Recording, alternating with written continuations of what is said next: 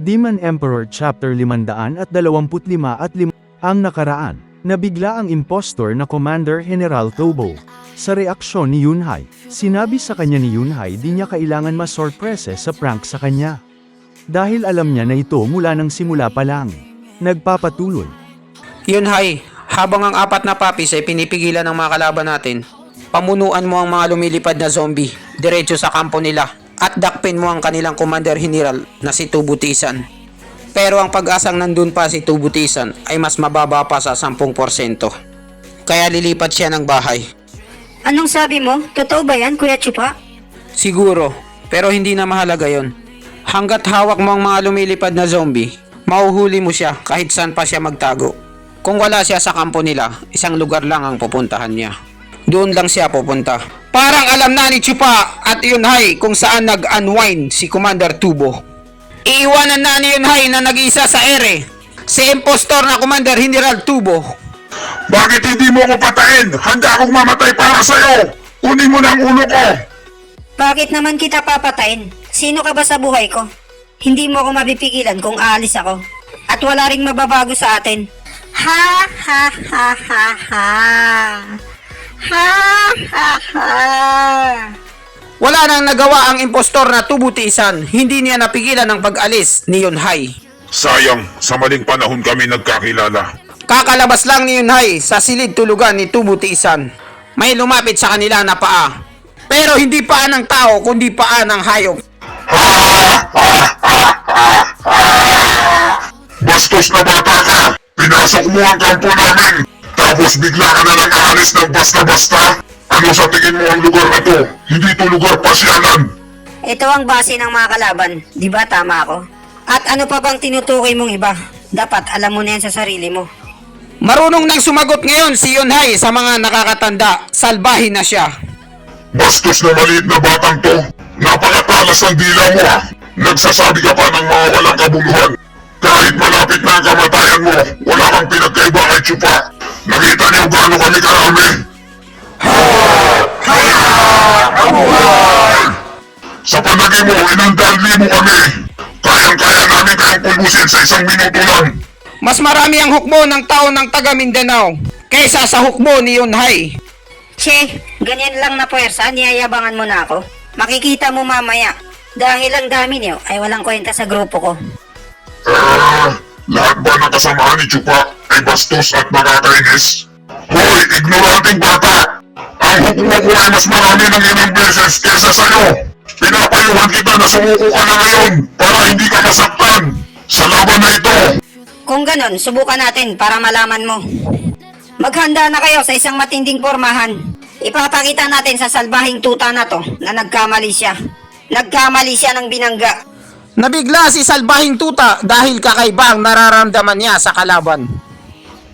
Ano to?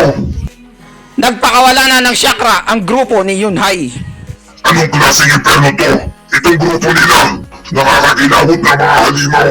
100,000 lang ang dami nila, pero 5,000 na Radiant Stage na eksperto. Humigit kumulang na 40,000 na Propan Stage eksperto. At ang lahat ng natira ay Bone Tempering Stage. Ang Bone Tempering Stage ay sila yung piling-pili sa hukbo. Konti lang sila. Ang Propan Stage na eksperto naman ay sila yung tinuturing ng mga general. Bihira lang sa bihira, makita. Samantala, ang Radiant Stage na eksperto naman ay sila yung tinatawag na Diyos ng digmaan. Hindi sila napipigilan, sila ang mataas na Commander General. Nanginginig na sa takot si Mabangis na Tuta. Salbahing tuta, ngayon nakita mo ng lakas ng grupo ko. Ito ang tinatawag na hukbo ng Flying Zombie. At itong hukbo na to ang personal na sinanay ng aming pinakamamahal na Commander General Chupa. At ibinigay niya sa akin ang pagkomando sa kanila. Gusto mo bang masubukan ang lakas nila? Pinagpapawisan na ng 1 litro si Mabangis na Tuta dahil sa mga narinig niya. Ano? Anong sabi mo? Mga sundalo sila ni Chupa? Hindi maaari, wala kaming kalaban-laban dito. Hindi namin sila kayang talunin. Nagpapanik na si Mabangis na Tuta. Hindi namin kaya. Hindi namin sila kaya. Takbo na! Tumakbo na kayo! Atras kung gusto niyo pang mabuhay! General, ba't mo kami iniwanan? Napakaduwag mo! Nauna ka pang tumakbo kaysa sa amin! Delikado na tayo dito! Bumuo kayo ng 100 na binubuo ng Radiant Stage na eksperto. At kunin nyo at habulin nyo si Salbahing Tuta. Dalhin nyo siya sa akin. At yung iba sa inyo, wasakin nyo silang lahat. Masusunod, General! General!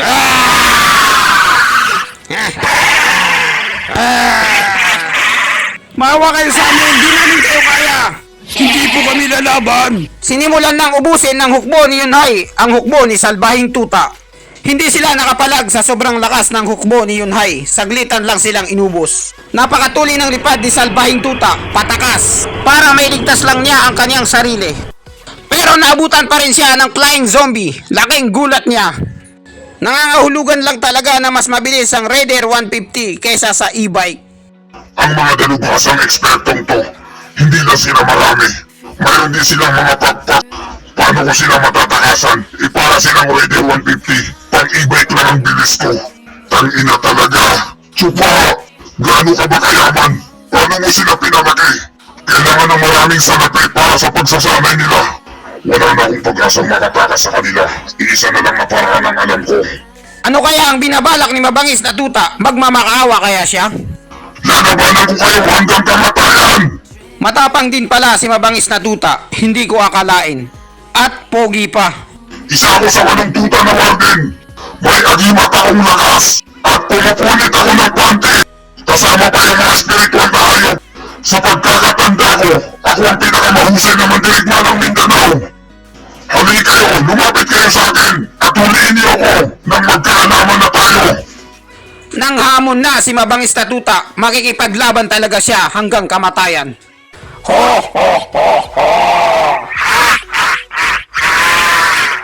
Pinagtawanan lang siya ng mga lumilipad na zombie. At yung isa sa kanila ay biglang umabante. Inatake nila si Mabangis na Tuta. Magsasapakan na sila. Halika rito nang makita mo ang hinahanap mo. Ha! Huli ka, Badbon! Aray, nadali ako dun ah. Nahawakan ni Mabangis na Tuta sa leg yung lumilipad na zombie. Yan ang napapala mo. Sugod ka kasi ng sugod. Ngayon, pagpipirapirasuin ko na ang buong katawan mo. Nachuchok na yung lumilipad na zombie. Bigla na lang siyang napangiti sa sobrang sakit. Ginamitan niya ng F-Man Karate si Mabangis na Tuta para kumawala. Ay! Inay ko po!